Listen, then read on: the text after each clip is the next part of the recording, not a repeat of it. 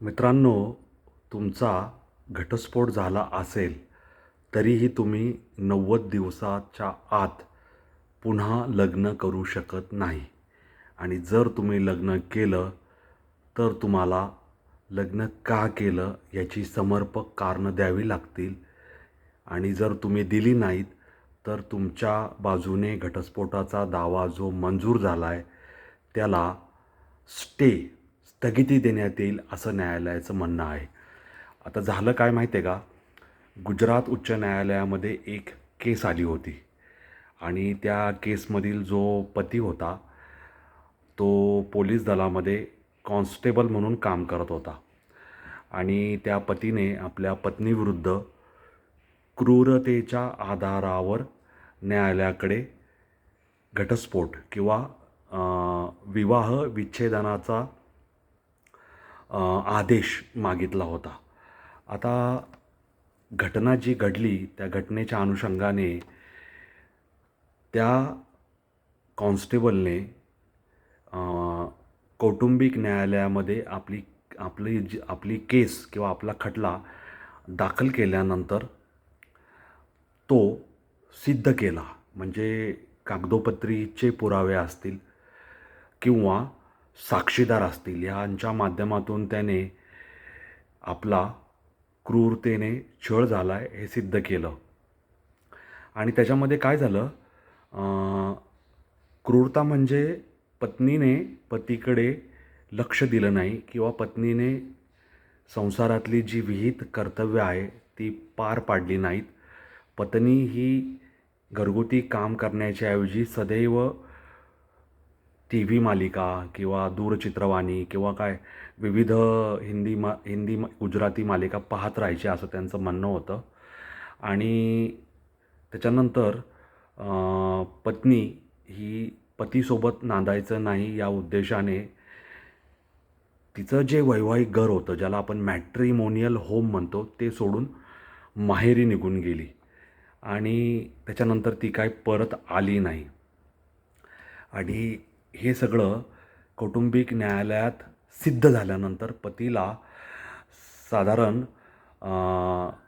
काही कालावधीमध्ये त्याचा विवाह विच्छेदनाचा किंवा काडीमोड झाल्याचा घटस्फोटाचा हुकूम हा मान्य करण्यात आला होता.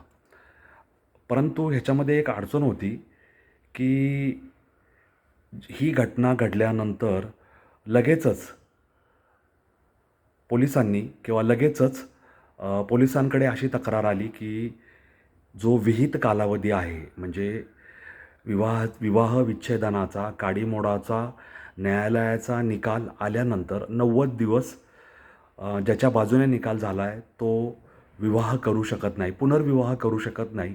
कारण 90 दिवस हा ज्याच्या विरुद्ध निकाल झाला आहे त्याला इतर पुढच्या न्यायालयामध्ये अर्ज करण्याची किंवा अपील करण्याची मुभा असते. आता ह्या सगळ्या घटनांमध्ये काही गोष्टी अशा दिसून येतात की त्या व्यक्तीने जरी पुनर्विवाह केला असला तरी ही गोष्ट पत्नीने व्यवस्थित शोधून हुडकून काढली. आणि तिचं म्हणणं जरी असलं की माझ्या पतीने पुनर्विवाह केला आहे, ते पण 90 दिवसाची मर्यादा पूर्ण होण्याच्या आधी, हे तिचं म्हणणं जरी खरं असलं तरी ह्याच्यामध्ये दोन बाजू आहेत. एकतर मूळ याचिकेमध्ये जी कारणं नमूद केली होती ती सिद्ध झाली होती, म्हणजे पत्नीने पतीला क्रूरतेच्या आधारावर वागणूक दिली होती हे सिद्ध झालं होतं.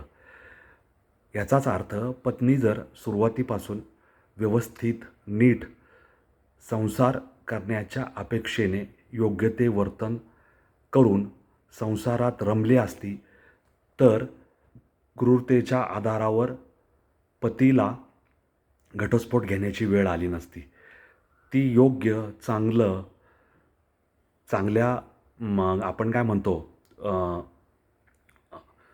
सौभाग्य लक्षणांनी असं सौभाग्यवती म्हणून वागली नाही, म्हणूनच पतीचा घटस्फोटाचा दावा मंजूर झाला. आणि असं असतानासुद्धा की आपण चांगलं वागलो नाही, त्यामुळे न्यायालयाने आपल्या विरुद्ध निकाल दिला आहे आणि पतीला आपण क्रूरतेची वागणूक दिली. आता पतीने दुसरा संसार मांडला आहे, तर त्याच्यामध्ये हस्तक्षेप करायला जायची गरज काय? भले ती तांत्रिकदृष्ट्या योग्य असेल, की पतीने 90 दिवसाच्या आत विवाह केलेला आहे. हे तांत्रिकदृष्ट्या अगदी बरोबर आहे आणि न्यायालय पण म्हणतं, की तुम्हाला काय एवढी घाई नडली होती, की जेणेकरून तुम्ही 90 दिवसाच्या आत पुनर्विवाह केला.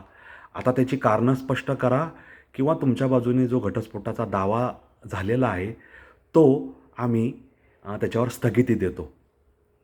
परंतु ह्याच्यामध्ये पुन्हा 2 गोष्टी नमूद आहेत, की प्रत्यक्ष संसार सुरू असताना पत्नीने पतीला नीट वागवलं नाही आणि पती जेव्हा दुसरा संसार करतोय, घटस्फोटाचा त्याचा दावा मंजूर झाला आहे, तो पुनर्विवाह करतोय, तर त्या पुनर्विवाहात सुद्धा हिने अडथळे निर्माण करायचा प्रयत्न केला आहे. म्हणजे 90 दिवसाच्या आत त्याने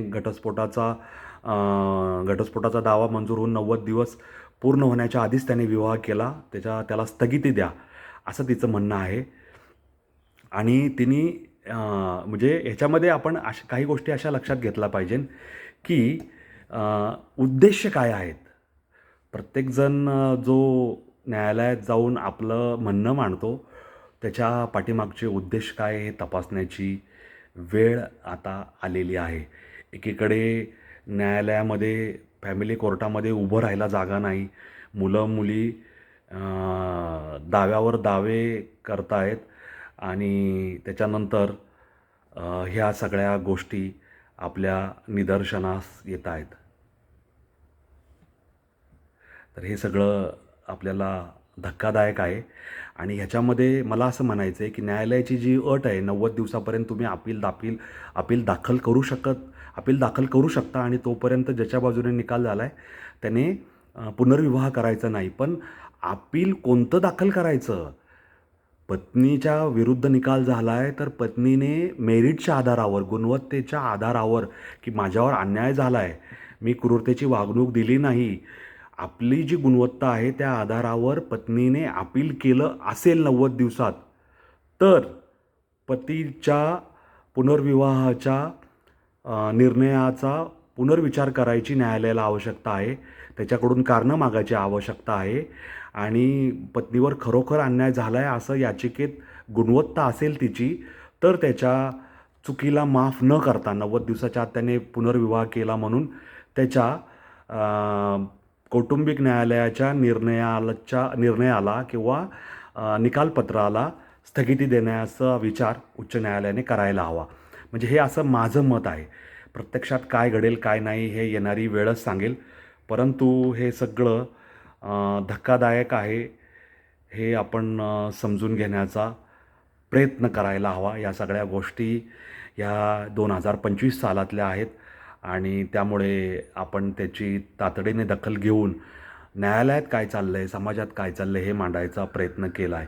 त्यामुळे न्यायालयाचं जे म्हणणं आहे, justify remarriage within days of divorce और फेस स्टे ऑफ डिक्री. आता जो हिंदू मॅरेज ॲक्ट सेक्शन 15 जो आहे, त्या 15च्या अनुषंगाने ह्या सगळ्या गोष्टी म्हणजे हिंदू मॅरेज ॲक्ट सेक्शन 15 आणि provision of section 15 of the act of 1955. तर या सगळ्याबद्दल मी आत्ता नमूद केलं आहे. तुम्हाला ह्याबद्दल काय म्हणायचं आहे ते मला कॉमेंट बॉक्समध्ये लिहून जरूर कळवा. एकतर लग्न जुळत नाही आहे आजकाल, जुळली तर टिकत नाही आहेत आणि टिकली तर त्यांच्यामध्ये भांडणं होऊन पुन्हा ते वेगळे होत आहेत. न्यायालय, कज्जे, दलाली, मग किती लाख देतो आहे जेणेकरून घटस्फोटाच्या म्युच्युअल कन्सर्ननी घटस्फोटाच्या अर्जावर सही करू, असा जो व्यापार दलाली चालली आहे ती सगळी भयानक आहे. परंतु आपण काही करू शकत नाही. आपण फक्त याबद्दल चर्चा करू शकतो. तुमचं काय मत आहे कॉमेंट बॉक्समध्ये लिहून मला जरूर कळवा. असेच वेगळ्या वाटेवरचे व्हिडिओ पाहण्यासाठी, ऐकण्यासाठी माझा अनवट वाट हा YouTube channel like, share, subscribe करायला विसरू नका. धन्यवाद. जय हिंद, जय महाराष्ट्र, वंदे मातरम, जय श्रीराम, जय जगन्नाथ, जय सनातन. धन्यवाद.